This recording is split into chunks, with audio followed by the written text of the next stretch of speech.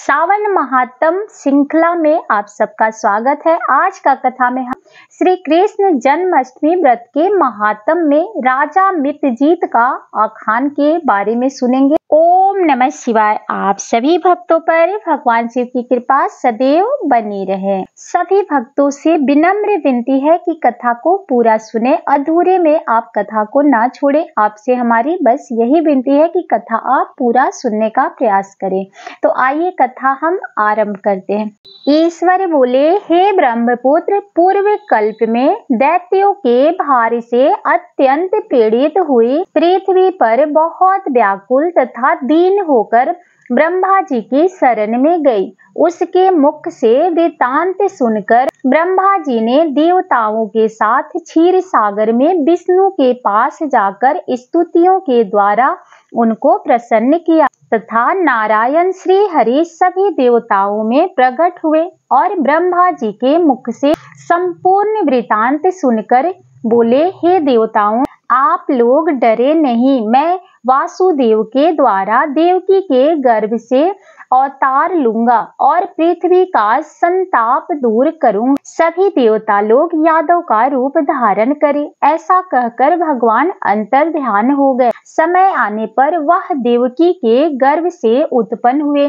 वासुदेव ने कंस के भय से उन्हें गोकुल पहुंचा दिया। कंस का विनाश करने वाले उन कृष्ण का वहीं पर पालन पोषण हुआ। बाद में मथुरा में आकर उन्होंने अनुचरों सहित कंस का वध किया। तब पूर्ववासियों ने आदर पूर्वक यह प्रार्थना की, हे कृष्ण, हे महायोगिन, हे भक्तों को भय देने वाले, हे देव, हे शरणागत वत्सल, हम शरणागतों की रक्षा कीजिए। हे देव, हम आपसे कुछ निवेदन करते हैं, इसे आप कृपा करके हम लोगों को बताएं। कृपा करके हम लोगों को बताने की कष्ट करें। आपके जन्मदिन के कृत्य कोई कहीं भी नहीं जानता। वह सब आपसे जानकर हम सभी लोग उस जन्म दिवस पर वर्धापन नामक उत्सव मनाएंगे। अपने पति, उनकी भक्ति, श्रद्धा तथा सौहार्द को देखकर श्री कृष्ण ने अपने जन्मदिन के संपूर्ण कृत्य को उनसे कह दिया। उसे सुनकर उन पूर्ववासियों ने भी विधान पूर्वक उस व्रत को किया तथा भगवान ने प्रत्येक व्रतकर्ता को अनेक वर प्रदान किए। इस प्रसंग में एक प्राचीन इतिहास भी कहा जाता है। अंग देश में उत्पन्न एक मित्रजीत नामक राजा था। उसका पुत्र महासेन सत्यवादी तथा सन्मार्ग पर चलने वाला था। सब कुछ जानने वाला एक राजा अपनी प्रजा को आनंदित करता हुआ उनका विधिवत पालन करता था। इस प्रकार रहते हुए उस राजा का अकस्मात देव योग से पाखंडियों के साथ बहुत काल प्रयत्न साहचर्य हो गया। उनके संसर्ग से वह राजा अधर्म परायण हो गया। वह राजा वेद शास्त्र तथा पुराणों की बहुत निंदा करने लगा और वर्गाश्रम के धर्म की प्रति अत्यधिक द्वेष भाव से युक्त हो गया। हे महामुनि श्रेष्ठ, बहुत दिन व्यतीत होने के पश्चात काल की प्रेरणा से वह राजा मृत्यु को प्राप्त हुआ और यमदूत के अधीन हो गया। यमदूत के द्वारा पास में बांधकर पीटते हुए यमराज के पास ले जाते हुए वह बहुत पीड़ित हुआ। दुष्टों की संगति के कारण उसे नरक से गिरा दिया गया और वहां बहुत समय तक उसने यातनाएं प्राप्त की। यातनाओं को भोगकर अपने पाप के शेष भाग से वह पिशाच योनि को प्राप्त हुआ।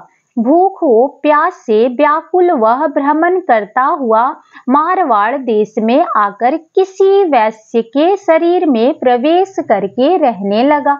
वह उसी के साथ पुण्यदायिनी मथुरापुरी चला गया। वहां पास के ही रक्षकों ने उस पिशाच को उसके गृह से निकाल दिया। तब वह पिशाच वन में तथा ऋषियों के आश्रम में भ्रमण करने लगा, किसी समय दैत्य योग से श्री कृष्ण जन्माष्टमी के व्रत करने वाले मुनियों तथा द्विजों के द्वारा महापूजा तथा नाम संकीर्तन आदि के साथ रात्रि जागरण भी किया जा रहा था। वहां पहुंचकर उसने विधिवत सब कुछ देखा और श्री हरि की कथा का श्रवण किया। इससे वह उसी क्षण पाप रहित, पवित्र तथा निर्मल मन वाला हो गया।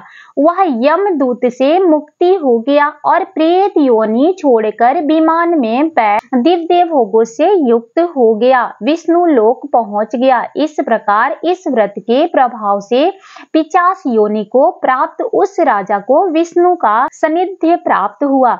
तत्वदर्शी मुनियों ने पुराणों में इस शाश्वत तथा सर्वलौकिक व्रत का पूर्ण रूप से वर्णन किया है। सभी कामनाओं को पूर्ण करने वाले इस व्रत को करके मनुष्य सभी वांछित फल प्राप्त करता है।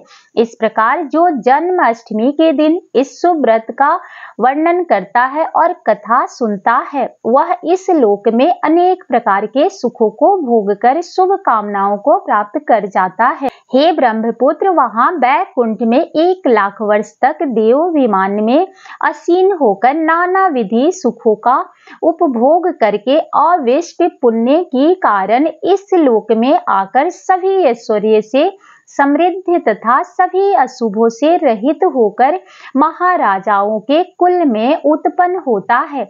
वह कामदेव के समान स्वरूप वाला होता है। जिस स्थान पर कृष्ण जन्म उत्सव की उत्सव विधि लिखी हो अथवा सभी सौंदर्य से युक्त श्री कृष्ण जन्म सामग्री किसी दूसरे को अर्पित की गई हो अथवा उत्सव पूर्वक अनुष्ठान व्रतों से विश्व श्रेष्ठ श्री कृष्ण की पूजा की जाती हो, वहां शत्रुओं का भय कभी नहीं होता है।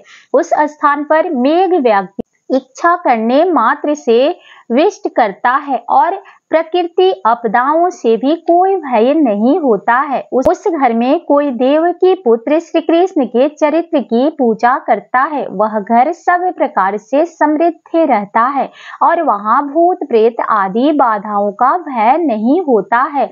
जो मनुष्य किसी के साथ भी शांत होकर इस उत्सव का दर्शन कर लेता है, वह भी पाप से मुक्त होकर श्री कृष्ण के श्री हरि के धाम को जाता है। इस प्रकार से श्री स्कंद पुराण के अंतर्गत ईश्वर संत कुमार संवाद में सावन मास महात्म में जन्माष्टमी व्रत कथा संपूर्ण हुआ। प्रेम से बोलिए हरे हरे महादेव की जय। उम्मीद करते हैं कि आपको कथा पसंद आती है। अगर पसंद आती है, अगर आप कथा पूरा सुनते हैं, तो आपके ऊपर भगवान शिव के साथ माता गौरी की कृपा सदैव बनी रहे। कमेंट बॉक्स में हर हर महादेव लिखना बिल्कुल भी न भूले। आप सभी पे भगवान की कृपा सदैव बनी रहे।